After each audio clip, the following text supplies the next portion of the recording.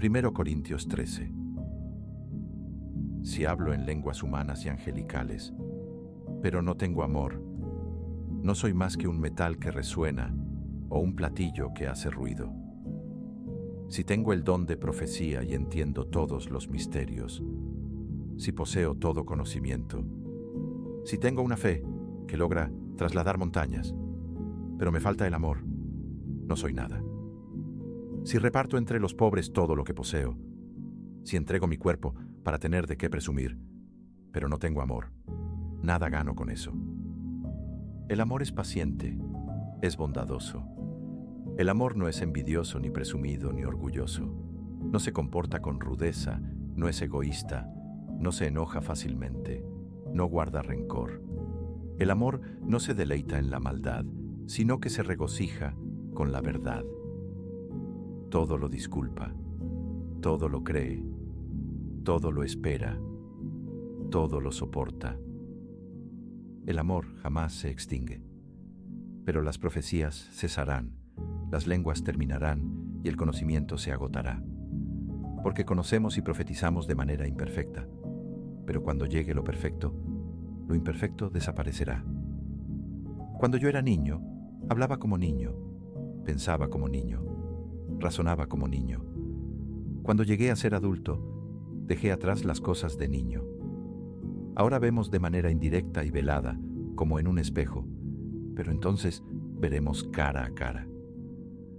Ahora conozco de manera imperfecta, pero entonces conoceré tal y como soy conocido. Ahora, pues, permanecen la fe, la esperanza y el amor. Pero el amor es el más importante. 1 Juan 4.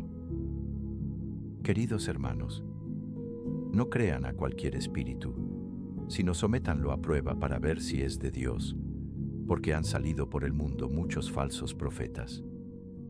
En esto pueden discernir quién tiene el Espíritu de Dios. Todo el que confiese que Jesucristo ha venido en cuerpo humano es de Dios. Todo espíritu que no confiesa a Jesús no es de Dios, sino del Anticristo. Ustedes han oído que éste viene y, efectivamente, ya está en el mundo. Ustedes, queridos hijos, son de Dios y han vencido a esos falsos profetas, porque el que está en ustedes es más poderoso que el que está en el mundo. Ellos son del mundo. Por eso hablan desde el punto de vista del mundo, y el mundo los escucha. Nosotros somos de Dios, y todo el que conoce a Dios nos escucha, pero el que no es de Dios no nos escucha. Así distinguimos entre el espíritu de la verdad y el espíritu del engaño. Queridos hermanos, amémonos los unos a los otros, porque el amor viene de Dios y todo el que ama ha nacido de Él y lo conoce. El que no ama no conoce a Dios, porque Dios es amor. Así manifestó Dios su amor entre nosotros, en que envió a su Hijo único al mundo para que vivamos por medio de Él. En esto consiste el amor, no en que nosotros hayamos amado a Dios, sino en que Él nos amó y envió a su Hijo para que fuera ofrecido como sacrificio por el perdón de nuestros pecados. Queridos hermanos, ya que Dios nos ha amado así, también nosotros debemos amarnos los unos a los otros. Nadie ha visto jamás a Dios, pero si nos amamos los unos a los otros, Dios permanece entre nosotros, y entre nosotros su amor se ha manifestado plenamente. De esta forma sabemos que permanecemos en Él, y que Él permanece en nosotros, porque nos ha dado de su Espíritu. Y nosotros hemos visto y damos testimonio que el Padre envió a su Hijo para ser el Salvador del mundo. Si alguien confiesa públicamente que Jesús es el Hijo de Dios, Dios permanece en él y él en Dios.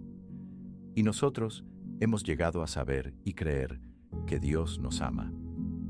Dios es amor. El que permanece en amor, en Dios permanece y Dios en él. Ese amor se manifiesta plenamente entre nosotros para que en el día del juicio comparezcamos con toda confianza, porque en este mundo somos como Jesús. En el amor no hay temor, sino que el amor perfecto echa fuera el temor. El que teme espera el castigo, así que no ha sido perfeccionado en el amor. Nosotros amamos porque Él nos amó primero. Si alguien afirma, yo amo a Dios, pero odia a su hermano, es un mentiroso. Pues el que no ama a su hermano, a quien ha visto, no puede amar a Dios, a quien no ha visto. Y Él nos ha dado este mandamiento: el que ama a Dios, ame también a su hermano. Efesios 5. Por tanto, imiten a Dios como hijos muy amados y lleven una vida de amor, así como Cristo nos amó y se entregó por nosotros como ofrenda y sacrificio fragante para Dios. Entre ustedes, ni siquiera debe mencionarse la inmoralidad sexual, ni ninguna clase de impureza o de avaricia, porque eso no es propio del pueblo santo de Dios. Tampoco debe haber palabras indecentes, conversaciones necias ni chistes groseros, todo lo cual está fuera de lugar. Haya más bien acción de gracias, porque pueden estar seguros de que nadie que sea inmoral o impuro o avaro, es decir, idólatra, tendrá herencia en el reino de Cristo y de Dios. Que nadie los engañe con argumentaciones vanas, porque por esto viene el castigo de Dios sobre los que viven en la desobediencia. Así que no se hagan cómplices de ellos, porque ustedes antes eran oscuridad y ahora son luz en el Señor. Vivan como hijos de luz. El fruto de la luz consiste en toda bondad, justicia y verdad, y comprueben lo que agrada al Señor. No tengan nada que ver con las obras infructuosas de la oscuridad, sino más bien denúncienlas, porque da vergüenza aún mencionar lo que los desobedientes hacen en secreto. Pero todo lo que la luz pone al descubierto se hace visible, porque la luz es lo que hace que todo sea visible. Por eso se dice: despiértate, tú que duermes, levántate de entre los muertos y te alumbrará Cristo. Así que tengan cuidado de su manera de vivir. No vivan como necios, sino como sabios, aprovechando al máximo cada momento oportuno, porque los días son malos. Por tanto, no sean insensatos, sino entiendan cuál es la voluntad del Señor. No se emborrachen con vino, que lleva al desenfreno. Al contrario, sean llenos del Espíritu. Anímense unos a otros con salmos, himnos y canciones espirituales. Canten y alaben al Señor con el corazón, dando siempre gracias a Dios, el Padre, por todo, en el nombre de nuestro Señor Jesucristo. Sométanse unos a otros, por reverencia a Cristo. Esposas, sométanse a sus propios esposos como al Señor, porque el esposo es cabeza de su esposa, así como Cristo es cabeza de la Iglesia, la cual es su cuerpo, y Él su Salvador. Así como la Iglesia se somete a Cristo, también las esposas deben someterse a sus esposos en todo. Esposos, amen a sus esposas, así como Cristo amó a la Iglesia y se entregó por ella para hacerla santa. Él la purificó, lavándola con agua mediante la palabra, para presentársela a sí mismo como una iglesia radiante, sin mancha ni arruga, ni ninguna otra imperfección, sino santa e intachable. Asimismo, el esposo debe amar a su esposa como a su propio cuerpo. El que ama a su esposa se ama a sí mismo, pues nadie ha odiado jamás a su propio cuerpo. Al contrario, lo alimenta y lo cuida, así como Cristo hace con la Iglesia, porque somos miembros de su cuerpo. Por eso, dejará el hombre a su padre y a su madre, se unirá a su mujer, y los dos llegarán a ser uno solo. Esto es un misterio profundo. Yo me refiero a Cristo y a la Iglesia.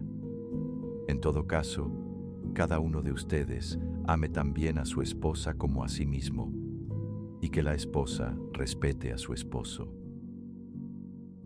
Romanos 12.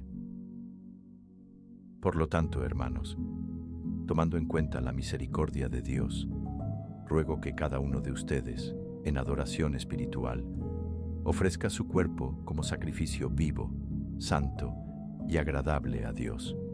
No se amolden al mundo actual, sino sean transformados mediante la renovación de su mente. Así podrán comprobar cómo es la voluntad de Dios, buena, agradable y perfecta.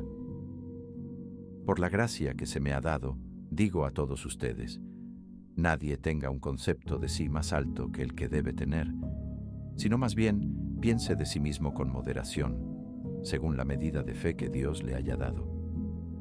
Pues, así como cada uno de nosotros tiene un solo cuerpo con muchos miembros, y no todos estos miembros desempeñan la misma función, también nosotros, siendo muchos, formamos un solo cuerpo en Cristo, y cada miembro está unido a todos los demás.